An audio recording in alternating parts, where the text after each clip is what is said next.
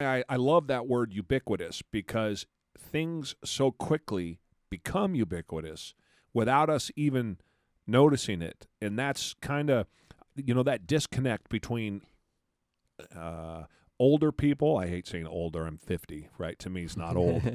But, older people and people that are younger or the generations. A generation or two back.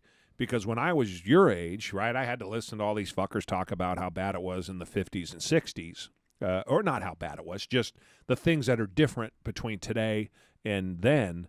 And, I mean, for that, it was like, ballpoint pens and shit like that, rotary phones and, the earliest days of cell phones from a technology perspective. Video games and video arcades were probably the closest thing that any of us in the general public came to technology. Mm-hmm. Where else would we come across a mainframe? Yeah. Right? Schools didn't have them. So there was nothing there. You did all your work on paper. There was, no such thing. Big businesses was probably the only thing that had, and government, of course, that you could even afford a mainframe that would do anything. Sure, the personal computer came out, but that was for nerds, right? Nobody used that shit I think except a lot of you them were into it. At work, I remember a lot of shipping and receiving type departments and whatnot, or billing departments would start getting them the first, is what I've heard.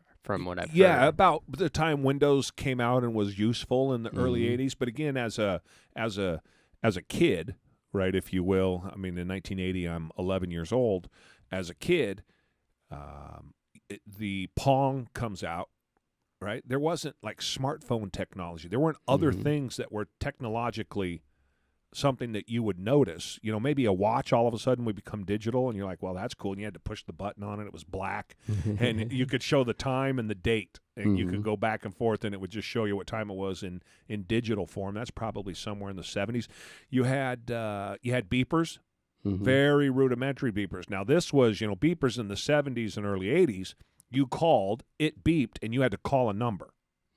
And be like, all right, who called me? And you'd get your message. So I would call your beeper, right, which went to an answering service, and said, hey, Billy, give me a call when you get a chance. It's Jerry. So you would call in and get that message and then call me.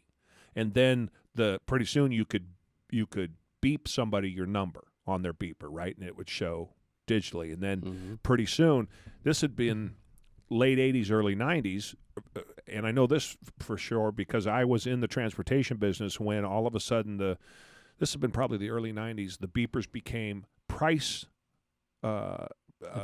effective for small courier companies to use them, and they could enter the name.